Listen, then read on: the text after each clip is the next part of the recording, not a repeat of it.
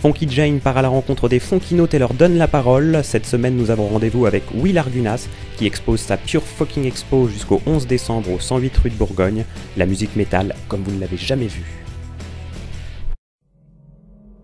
Alors en fait, cette exposition est un gros clin d'œil au niveau du titre à l'artbook que j'ai auto-publié il y a 2 mois maintenant, qui regroupe un ensemble de dessins qu'on peut voir donc ce soir en original, en vrai, en grandeur nature, sur mon travail d'hommage et sous forme de reportage, parce que ça paraît saisi sur le vif, voilà. Des foules de concerts de plein air, de festivals plein air, et notamment les métalleux du Hellfest. Donc voilà, ta passion c'est le métal.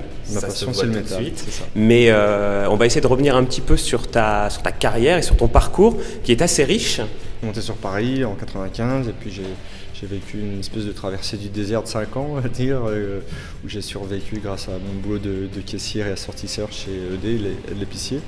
Et puis à côté de ça, je me suis un peu bougé les fesses pour faire tout ce qui me passait sous les mains.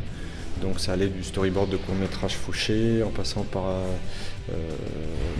la marionnette en mousse, par des façades pour un métrage d'animation qui est visible maintenant sur internet 10 ans plus tard sous une autre forme, mais des maquettes en polystyrène d'une ville, maquette réduite. Donc j'ai fait la peinture de figurines en résine pour le film Stargate à l'époque pour un magasin qui s'appelait Movie Store à Paris, boulevard Richard Lenoir. Et j'ai commencé la pub en 97 parallèlement à mon boulot de caissier comme Rothman pour d'abord du catalogue. Alors, pour Toys R Us. On rappelle ce que veut dire Rothman. Rothman c'est celui qui rough, en anglais ça veut dire croquer, mais bon très rapidement.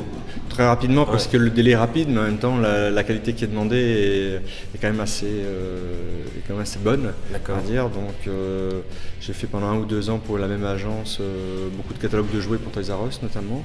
Et puis je suis un peu passé par des agents pour me représenter pour du storyboard la publicitaire. Et puis en 2000, j'ai pu lâcher mon boulot de caissier pour devenir coloriste pour un autre Hoffman. Et toute cette science-là, que j'ai apprise à son contact, j'ai pu la mettre dans mes BD, dans mes albums que j'ai commencé à publier depuis 2001. D'accord. Donc des BD qui sont au nombre de... Qui sont au nombre de 7 au jour d'aujourd'hui, ouais. Plus 2 livres pour enfants et plus l'artbook maintenant en 2010. Donc voilà, donc c'est toutes ces années d'expérience qui ont fait que tu en es arrivé là maintenant. Tu allies donc ta passion pour le métal avec la sérigraphie, les illustrations. C'est un petit peu l'accomplissement, je suppose, au bout de tant de temps. Tu fais ce que tu aimes vraiment maintenant? Cette année, voilà. En fait, cette année, en 2010, en février, j'ai lâché la publicité, oui.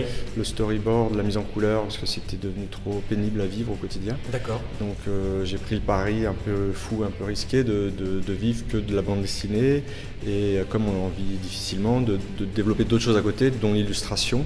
Parce que j'ai fait aussi des illustrations pendant ces 10 années à droite à gauche pour les agences de pub. D'accord. Mais donc de faire de l'illustration, celle-là notamment, justement. Depuis 2 ans. Voilà, depuis 2 ans. Donc là, c'était vraiment un travail au départ de fans et de réappropriation des foules, envie de croquer les gens, parce que c'est vrai que quand on y va, on y voit des gueules, on y voit et ce que je dis toujours, on y voit des vrais gens. Parce que des vrais gens, depuis 10 ans, j'ai vu un peu des fausses personnes. D'accord. J'ai dû faire des jolies couleurs pour des films de yaourt et c'est vrai qu'on se demande un petit peu à quoi ça rime. Donc moi j'en étais un petit peu arrivé là, à quoi ça sert, à quoi ça rime. C'est une espèce de bain de jouvence et de liberté que j'ai trouvé en faisant ces dessins. D'accord.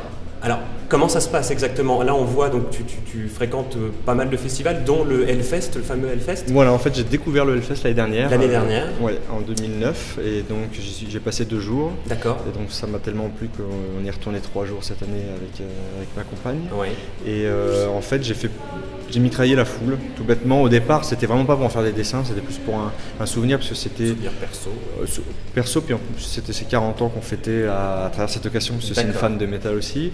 Donc du coup, c'était vraiment pour garder un souvenir de toutes ces gueules, de tous ces gens il y a une espèce de bonne humeur, ça se passe vraiment très bien au niveau du public métal, il n'y a absolument aucune violence, contrairement à l'image que les gens ont souvent en tête. Ouais. Et donc c'est un festival qui est énorme, qui brasse vraiment beaucoup de nationalités. Et justement, c'est très graphique en fait, on voit des personnages assez hauts en couleur, on voit des gens...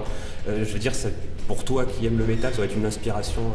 En fait, curieusement, en fait, le festival, j'y allais évidemment pour la musique au départ. Oui.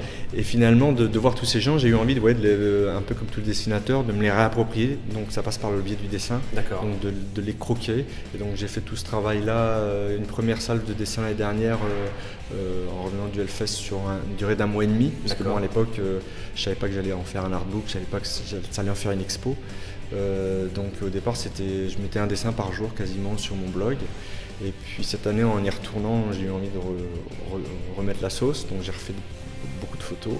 Et puis du coup, je me suis retrouvé à la tête de 60aine de dessins. Et pendant 1 an, curieusement, les dessins endormis sur mon disque dur, j'en faisais rien. D'accord. Et puis j'ai fini par me dire que c'était un peu trop bête de rien en faire. Donc j'ai commencé à les montrer à droite, à gauche. Et du coup, l'exposition a commencé à se déplacer dans le 45 et dans le 41 à partir du mois d'avril. Oui. Sauf qu'aujourd'hui, c'est la première fois où ils sont tous réunis. Jusqu'à présent, j'ai pas eu de salle qui pouvait tous les contenir. Donc c'est une grande première pour moi ce soir. C'est la grande première, donc ça peut faire une expo. On va parler un petit peu de tes collaborations avec l'Astrolabe. Bien sûr, c'est grâce à eux que ça s'est fait l'expo. En fait, j'ai commencé un partenariat avec de la sérigraphie de concert.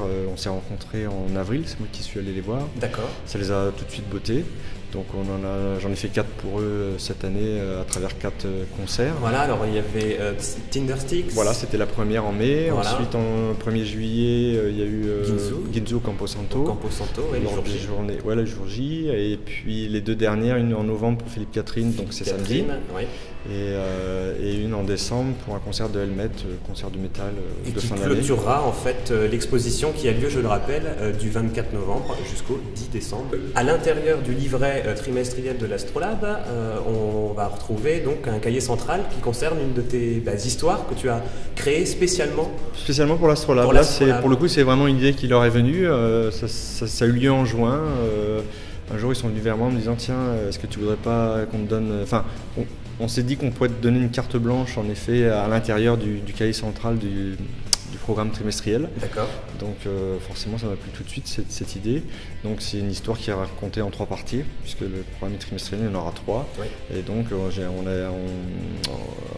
c'est quelque chose de très focalisé sur l'Astrolabe, sur les coulisses, et en même temps qui est annonciateur d'un événement de la programmation 2011 de l'Astrolabe. D'accord, qui n'est pas encore connu.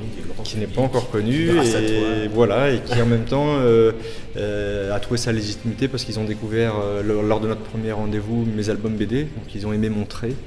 Donc c'est pour ça que tout ça a l'air de se faire tranquillement, mais c'est vraiment venu au fur et à mesure de cette année. Ça s'est fait assez rapidement en fait. Et qui est du coup pleine de surprises et de promesses pour l'avenir. Pour l'avenir. Justement, les endroits dans lesquels on peut se procurer, par exemple, tes sérigraphies, je suppose à l'Astrolabe, bien évidemment. Voilà, à l'Astrolabe et puis sur mon site internet. Sur ton site internet. Un petit peu en magasin, en dépôt-vente, un début. Ouais. Tu peux préciser dans les magasins En fait, il y a les John BD à Orléans, qui est un grand partenaire, parce que je suis passé souvent en dédicace chez eux. Le magasin de loisirs créatifs à Olivet, puisqu'en fait, ils m'ont accueilli 2 fois sur 2 dates l'exposition. D'accord. Et puis le gros Auchan à Blois, où je suis passé en dédicace pour la semaine de la BD, c'était en octobre. Bon. Donc c'est 3 premiers endroits où on peut le trouver en vente libre. Merci à Fonkit.com. Avec grand plaisir. Et puis je remercie aussi PP1M et le 108 pour m'avoir accueilli et donné la possibilité d'exposer ce soir et d'avoir fait ça assez vite, puisque ça s'est décidé il y a 1 mois et demi, je crois. Oui. Donc tout ça s'est fait très vite et avec beaucoup d'enthousiasme. Donc c'est grâce à eux tout ça. Très bien. On te souhaite en tout cas une bonne continuation, bon courage. Merci. Et puis voilà, que tu puisses enfin vivre ta passion et de continuer à faire ce qui te plaît. En tout cas, on t'encourage beaucoup. Merci beaucoup, Will. Merci à toi. Et à très bientôt.